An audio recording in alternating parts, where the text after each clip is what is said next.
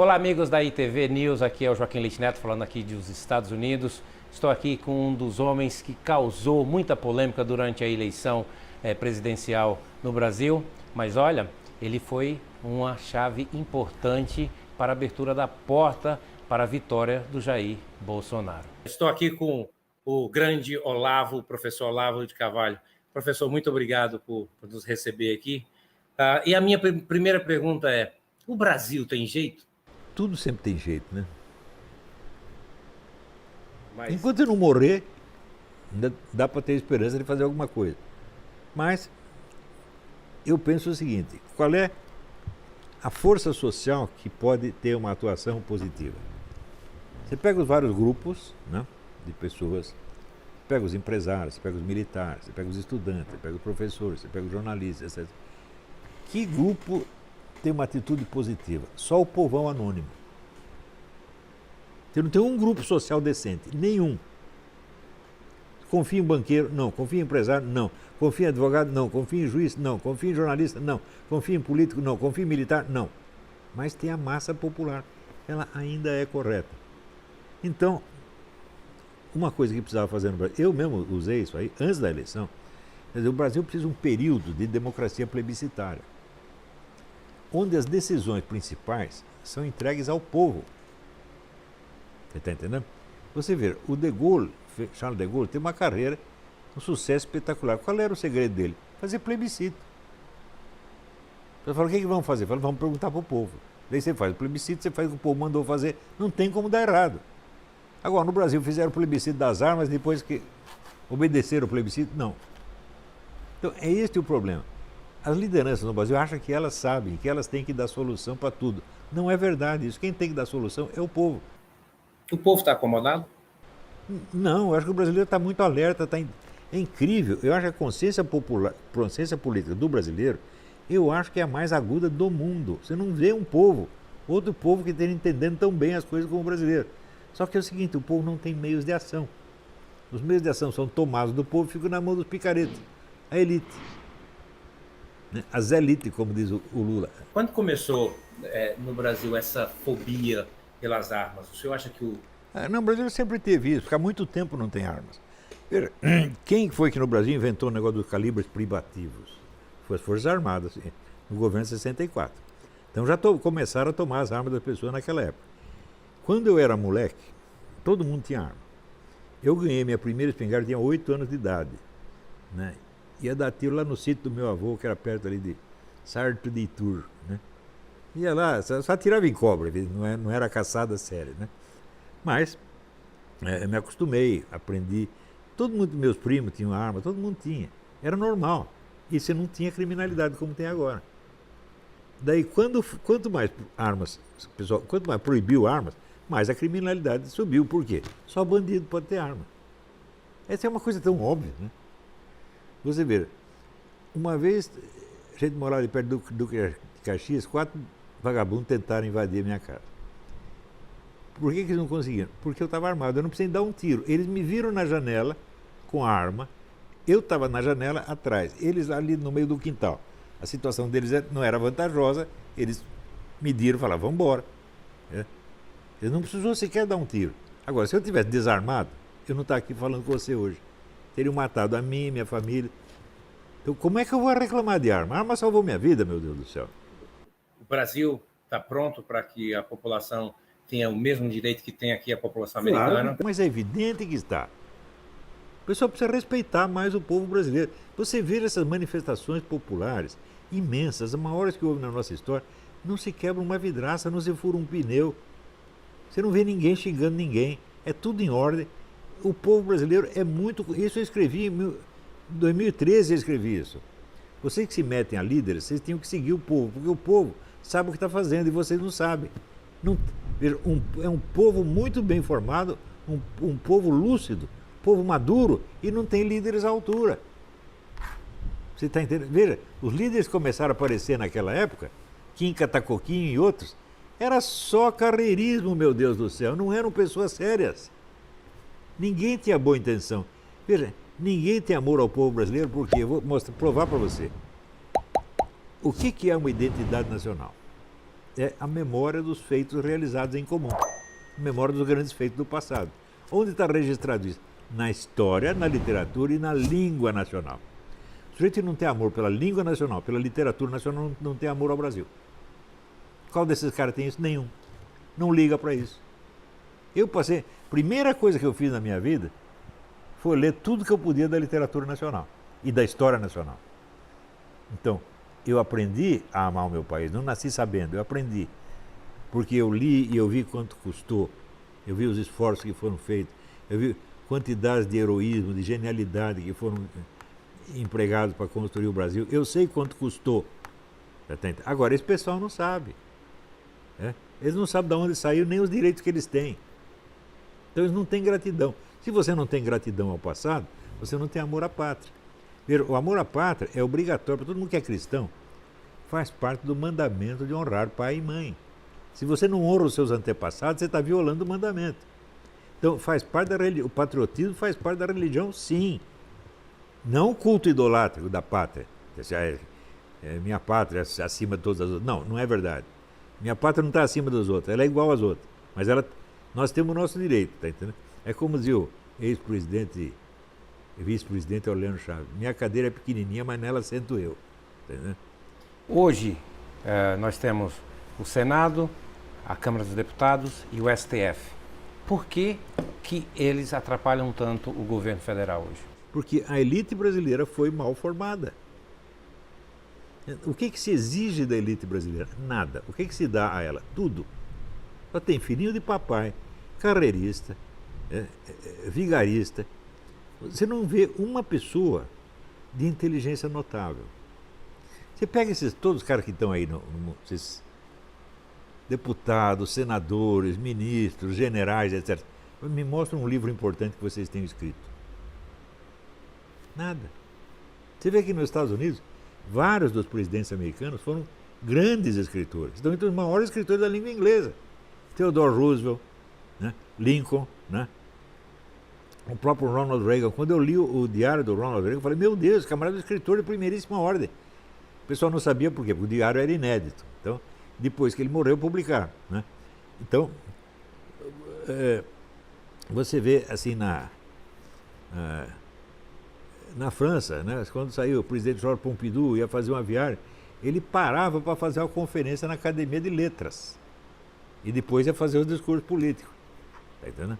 Todos os países são assim. Você pega na história da Inglaterra, os primeiros ministros, né? Pega Churchill. Churchill é um dos maiores escritores da língua inglesa. Agora, e esses camaradas aí? Se você não é capaz de escrever um livro, você não é capaz de governar um país, meu Deus do céu. Essa é a primeira coisa. Quer dizer, nós não temos intelectuais de respeito nesses ambientes. Só temos picareta. Outra coisa, o negócio da língua é a coisa mais importante. Você não tem amor à língua, à pátria, você não tem amor à pátria. Quantos desses camaradas aí não são semi-analfabetos? O ex-ministro da Educação usou um doutorado que não existia. Você vê, num desses anos o negócio de doutorado falso no Brasil é epidêmico, Por isso mesmo eu pergunto, você tem diploma de alguma coisa? Eu não tenho diploma de nada. Eu não tenho título nem no protesto, tá entendendo? Então, agora,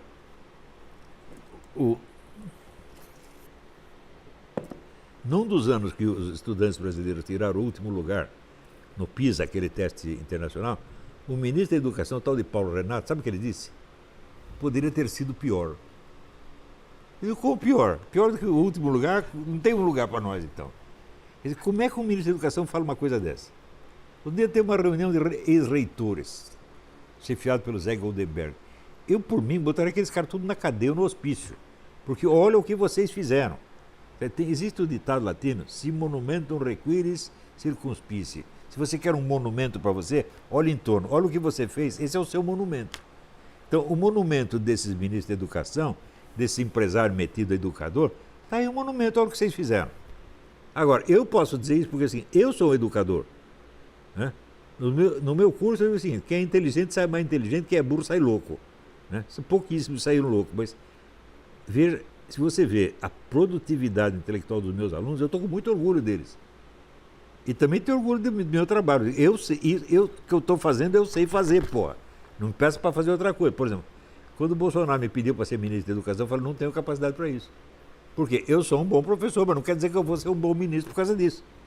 Por quê? Eu não conheço o Ministério da Educação, não conheço nem o organograma, não conheço ninguém lá dentro, não conheço regulamento, não conheço nada. Vou chegar lá e vou ser feio de trouxa. Não é isso? Agora, oferece para o Brasil. Estou procurando o ministro da Educação, aparece 500 na mesma hora. Por quê? Porque tem verba. E esse pastor não vai funcionar? Não adianta. Ele pode ter a capacidade. Veja, o outro, eu achava que vai entrar um cara sério. O que ele conseguiu? Nada. Esse aí também não vai conseguir nada. Pode ser um santo. Não, o problema da educação brasileira é grande demais. Qual a solução? Não sei, não tenho ideia. O caminho. A primeira coisa seria fechar o Ministério da Educação e deixar que a sociedade buscasse a solução. Não é aqui, chegar um gênio com um projeto extraordinário. Não é assim. Tem que deixar que o povo vá, por tentativa e erro, aprendendo. Você vê, nos Estados Unidos sempre tiveram a melhor educação do mundo até o momento em que criaram o quê? Um Ministério da Educação, no governo Carter, que foi um dos piores governos que teve. O Carter era um tipo azarado, não sabia. Bicho, ele ia jogar golfe, ele acertava o taco no seu próprio olho, pô. Era retardado mental, evidentemente. Então, o que era? Qual é o segredo da educação americana? A iniciativa popular. Quem fazia educação? Chegava na igreja, tinha uma escolinha. Chegava no clube de futebol, tinha uma escolinha. Tá entendendo? Chegava lá, tinha o Rotary Club da cidade, fazia uma escolinha. Cada um fazia a escolinha do seu jeito. Era diversificado, você está entendendo? Então, o maior educador americano hoje chama-se John Taylor Gatto. E ele diz o seguinte, as pessoas só aprendem o que elas querem. Não adianta você fazer um programa igual para todo mundo. Você tem que ver o que o sujeito quer estudar e deixar ele estudar aquilo. Se ele quiser estudar só futebol, eu vou ensinar o futebol para ele e a propósito do futebol eu vou ensinar português, matemática, etc., tudo junto. Partindo do centro que tem de interesse dele. Então o que precisa no Brasil? Precisa haver liberdade para a educação e deixar que o povo aprenda por tentativa e erro. Quanto custa isso? Não custa nada. Fecha essa porcaria desse ministério. Acaba com essa picaretagem. Agora, tem um monte de lobos e raposas em volta. Tudo pensando, todo mundo querendo a verba, meu Deus do céu. A verba é o Fundeb, eu não sei o quê. Pelo amor de Deus. Quer dizer, é um bando. Como é que você pode entregar o destino das nossas crianças na mão de picareta, comedor de verba? Né? Como usar a expressão do Gilberto Amado, colecionadores vorazes de subsídios, tá entendendo? Tem que parar com isso. Pergunta para mim, quanto o meu curso recebeu do governo de patrocínio? Nada. Nunca quis dinheiro. Dinheiro do governo dá tanto azar. Eu odeio tanto dinheiro do governo que eu não fui nem buscar a minha aposentadoria de jornalista até hoje. Porque eu tenho direito a ela. Ah, tenho direito, mas pode ficar com ela. Dá para algum velhinho necessitado, porque eu ainda posso trabalhar. Estou dando graças a Deus, tenho saúde e posso trabalhar. Dá para quem não pode. Olha, o senhor imagina o seguinte, o senhor vai ser uma daquelas pessoas, ou é uma daquelas pessoas que está certo, mas ainda precisa que as pessoas reconheçam, ele realmente estava certo. Isso porque o senhor se considera o quê? Um intuitista? Eu acabo reconhecendo que eu estou certo, mas é tarde demais. Por exemplo, outro dia eu ouvi falar o seguinte, tem um grande empresário que é influente no governo, e ele diz o seguinte, olha, a situação está tão ruim que eu estou quase começando a acreditar que esse negócio do Foro de São Paulo existe. Agora, o Foro de São Paulo tem 30 anos. Eu cheguei atrasado no assunto. Quando eu cheguei no Foro de São Paulo, o Foro de São Paulo tinha 10 anos. Quer dizer, eu cheguei muito atrasado. Escrevi, mas tem gente que até hoje não prestou atenção. Eu publiquei todas as atas do Foro de São Paulo. Alguém estudou isso? Não. Então o cara dá palpite sem nem ter visto o documento, meu Deus do céu. Então, palpiteiro, picareta, porra. E como parar hoje, porque o Foro de São Paulo continua aí funcionando? Continua funcionando, tá ótimo. O Foro de São Paulo é intimamente ligado às Farc, narcotráfico. O Fernandinho Beiramar, na Colômbia, ele confessou o seguinte, que anualmente ele trazia armas contrabandeadas do Líbano para trocar por cocaína 200 toneladas de cocaína das Farc para distribuir no Brasil. Ele confessou isso na Colômbia, para a polícia colombiana. Chegou no Brasil, chamaram ele para falar no Congresso Nacional. Ele foi lá, deu uma gozada na cara dos deputados, humilhou todos e foi embora. Está entendendo? Ali todo mundo tem rabo preso. Daí botaram o Fernandinho Beiramar um presídio de segurança máxima para quê? Para ninguém entrevistá-lo, senão ele conta a verdade. Você está entendendo? E hoje, como é que o Bolsonaro poderia fazer para se cercar de pessoas, como posso dizer, de pessoas leais na agenda dele? Olha, eu realmente, isso eu não sei. Isso é absolutamente necessário que ele faça isso, mas não há um critério para você separar o sujeito que é leal do que é bandido, não dá para saber. Ver, você escolher os conselheiros certos é um dos grandes segredos da vida. Eu tive a sorte de ter bons conselheiros, desde criança, quando eu os procurei. Nenhum tentou me enganar, foram sinceros comigo. Né? Basicamente 2 pessoas foram meus conselheiros. Mas se eu não tivesse tido isso, onde eu estaria? Claro que também teve vagabundo que tentou me levar para coisa errada, também conseguiu. Mas, uma coisa que eu acho errado, o Bolsonaro confia muito nesses militares. Os militares não são maus, mas eles são incultos, esse é o problema. Eles são incultos e são metidos a dar palpite. Você vê pelo tom, você vê um general falando, né, ele já assume a pose, né, a pose das suas divisas. Não pode ter pose para falar, você tem que ouvir uma pessoa que fala em público como ela fala na casa dela. Você está me ouvindo aqui, eu falo com você como eu falo com a minha mulher, com meus filhos, mesma coisa. Não estou desempenhando um papel. Né? Eu sou eu mesmo, não sou outra pessoa. Eu não sei ser outra pessoa. Tá entendendo? Não sei e não quero ser. Então, o segredo do escritor é a sinceridade. Quer dizer, você conseguir dizer exatamente o que você está vendo. Não é fingir, não é copiar, não é imitar. Né? Então você tem que achar uma linguagem que seja própria para expressar a sua experiência real. Isto é o segredo do escritor. E eu sou o quê? Eu sou um escritor. A minha vida a vida inteira eu treinei para isso. Eu não treinei para ser deputado, para ser o gostosão, para ser um astro da televisão. Não, eu treinei para fazer o que eu estou fazendo. Eu escrevo e dou aula, pô. As coisas que eu sei, não sei fazer mais nada além disso.